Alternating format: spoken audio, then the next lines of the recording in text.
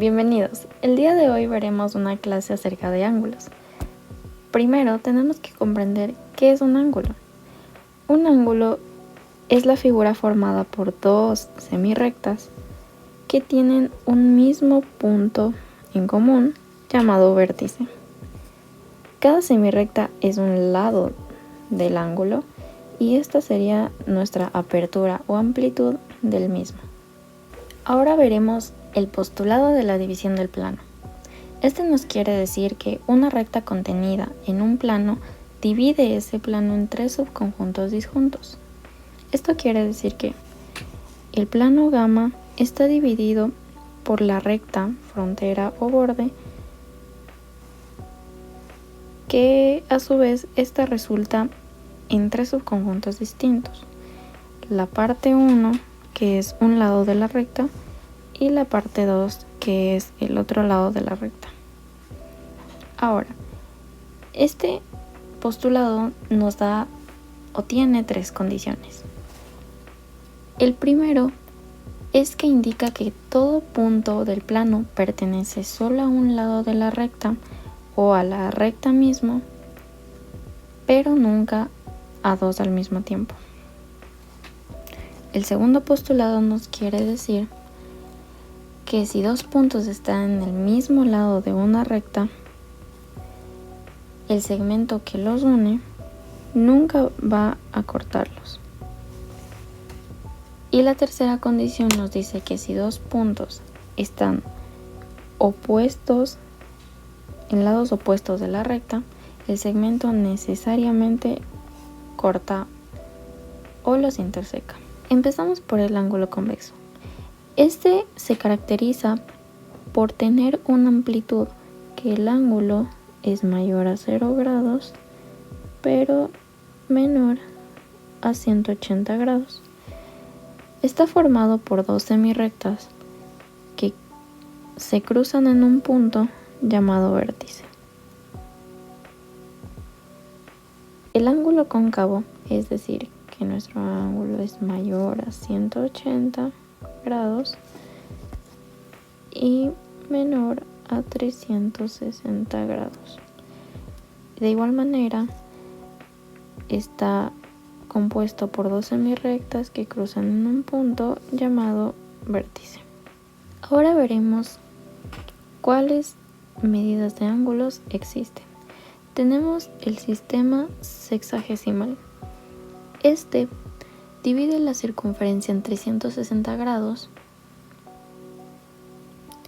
Cada grado tiene 60 minutos y cada minuto tiene 60 segundos. Y es el más usado comúnmente en matemática o ingeniería. Tenemos el sistema centesimal. Este se utiliza para medir ángulos dividiendo una circunferencia en 400 partes. Y el sistema circular. Este se usa para comparar áreas circulares o para medir ángulos en radianes. Ahora tenemos los ángulos congruentes. Estos son aquellos ángulos que únicamente tienen la misma medida, pero no tienen la misma posición. Es decir, se encuentran en diferentes lugares. No es obligado que estén juntos. Ahora, la bisectriz de un ángulo es el rayo interior que lo divide al ángulo en dos partes iguales.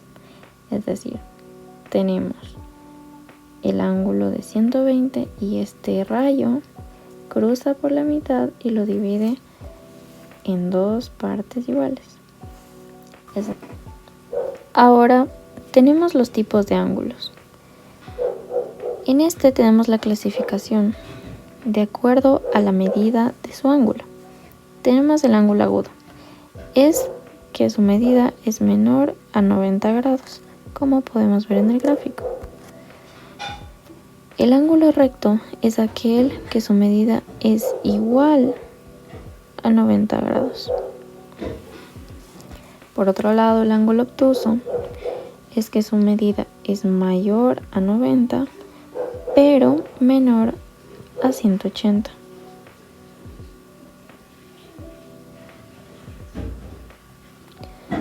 Y el ángulo llano, tenemos que su medida es igual a 180 grados.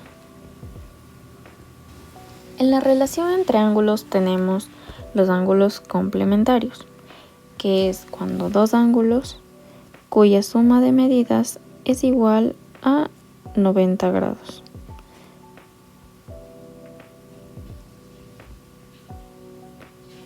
Por otro lado, los suplementarios son dos ángulos cuyas medidas nos da igual a 180.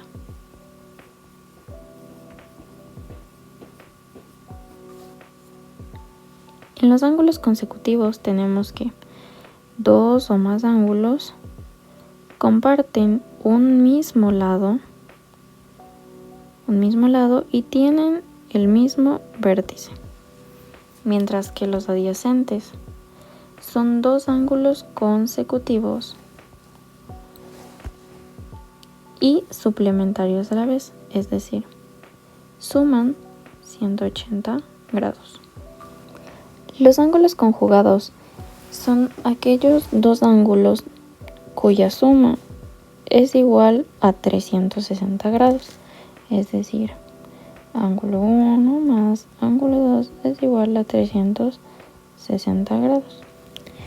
Mientras que los ángulos opuestos por el vértice son o tienen la misma medida, es decir, este es igual a este y este es igual a este.